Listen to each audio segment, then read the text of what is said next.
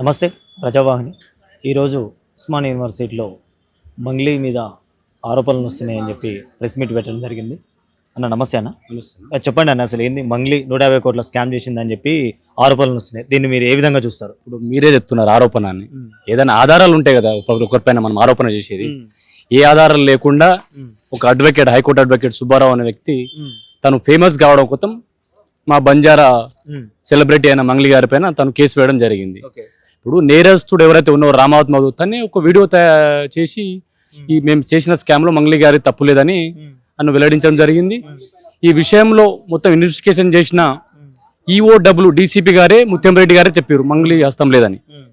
కావాలని కొన్ని మీడియాలు కావాలని మంగ్లీ గారి పైన తను తాండాల నుంచి ఒక గిరిజన బిడ్డగా అంచెలంచెల వ్యక్తి, ఒక టాప్ సింగర్ గా మంచి పేరు పొందిన వ్యక్తి, ఈమె పేరును కొద్ది బద్నాం చేయాలని చెప్పి కావాలని టార్గెట్ చేసి దుష్ప్రచారం చేస్తున్నారు. వరుసగా 10 రోజుల నుంచి అదే పనిగా పట్టుకున్నారు కొన్ని మీడియాలు. కొన్ని మాత్రమే కావాలని. ఏ ఆధారాలు ఉన్నాయని మీరు ఆమె పైన తప్పుడు ప్రచారం చేస్తున్నారు?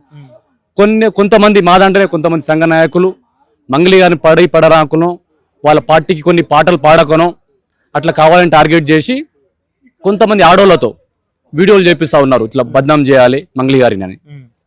ఇప్పుడు ఫిలిం నగర్ లో మంగ్లీని సినిమా ఇండస్ట్రీ నుంచి బహిష్కరించాలని చెప్పి చేస్తున్నారు. ఓన్లీ బంజారా బాధిత వాళ్ళు మాత్రమే. దీని మీద మీ ఇప్పుడు ఏదైనా సరే ఆధారాలు ఉండాలి కదా. ఒకరి పుట్టక పైన మనం కొట్టేటప్పుడు ఆధారాలు ఉండాలి. బాధితులు ఆల్రెడీ ఆధారాలు ఉన్నాయని చెప్పి మొత్తం ప్రూఫ్స్ చూపెడుతున్నారు కదా.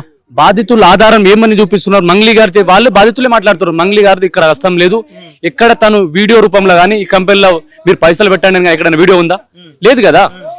ఇప్పుడు మధు గారు ఎవరైతే నేరస్తుడు ఉన్నాడో, ఈ మైక్రో ఫైనాన్స్ లో ఒక బాధితుడు ఎవరైతే మధు గారు ఉన్నారో, జస్ట్ సెలబ్రిటీ హోదాలో మంగ్లీ గారితో ఫోటో దిగడం జరిగింది.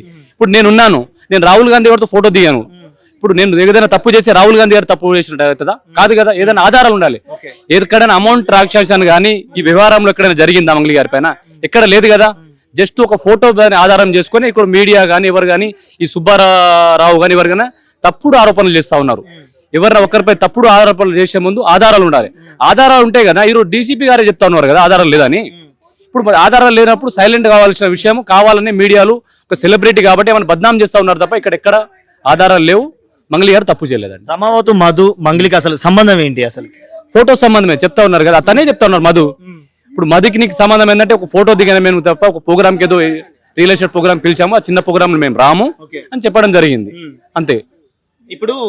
ఇప్పుడు మొత్తం యూట్యూబ్లలో కూడా పైసలు లెక్క పెడుతున్నట్టు చూపెడతారు, అది రామావత్ మధు అని చెప్పి. దీని మీద అతను రామావత్ మధు కాదు, తను మంగ్లీ వాళ్ళ తమ్ముడు అని చెప్తాను. అది మంగ్లీ వాళ్ళ తమ్ముడు కూడా కాదు.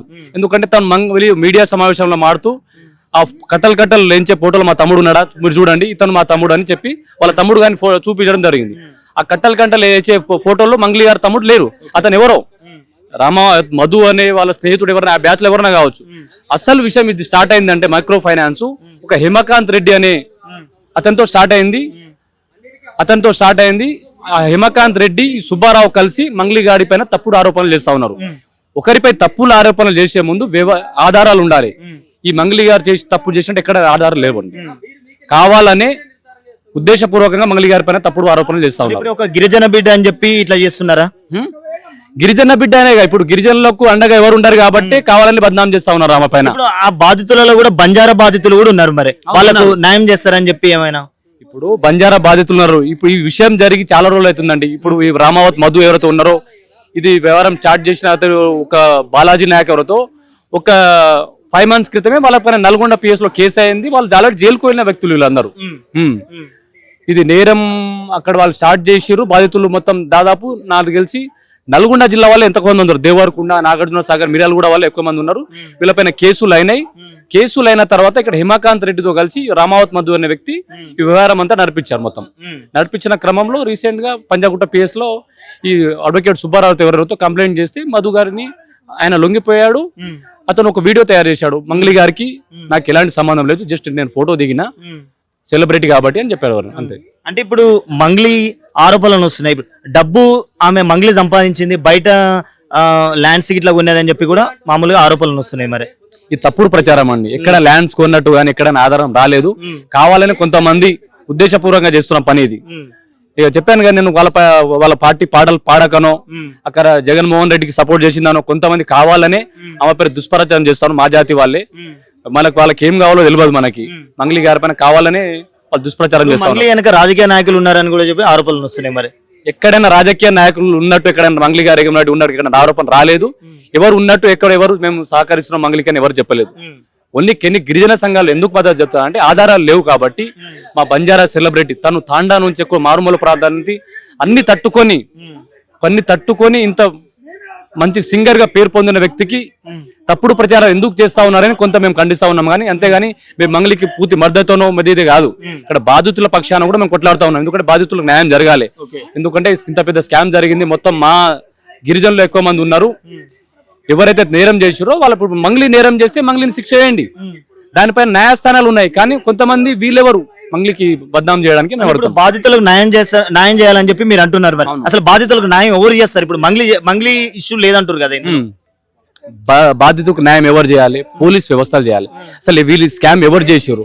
మొత్తం వాళ్ళకి ఎవరైతే రామావత్ మధు ఉన్నారో, బాలాజీ నాయక్ ఎవరైతే ఉన్నారో, ఎవరైతే హిమాకాంత్ రెడ్డి ఉన్నారో వాళ్ళకి ఇన్వెస్టిగేషన్ చేస్తేనే కదా ఎవరైతే తప్పు చేసిరని తెలిసేది. ఇవన్నీ జరగకుండా ఏ సంబంధం లేని వ్యక్తిపై నెట్టడం కరెక్ట్ కాదు. ఇప్పుడు ఇది నేరం మొత్తం ఇప్పుడు ఈ ఇష్యూ మొత్తం బయటకి ఎప్పుడు మంగ్లీ పేరు లాగడం వల్ల, ఆధారమే లేకుండా మంగ్లీ పేరు లాగడం వల్ల మొత్తం వ్యవహారం బయటకు వచ్చింది. కానీ ఇది ఇన్వెస్టిగేషన్ చేసి ఫైనల్ గా చేసేది ఎవరు? పోలీస్ వ్యవస్థ. అయితే ఇన్వెస్టిగేషన్ చేసిన భాగంలో మంగ్లీ పైన ఎలాంటి ఆధారాలు లేవని ఈఓడబ్ల్యూ డీసీపీ ముత్యంగిరెడ్డి గారు చెప్పారు. అల్టిమేట్ గా బాధితులకు న్యాయం జరగాలి.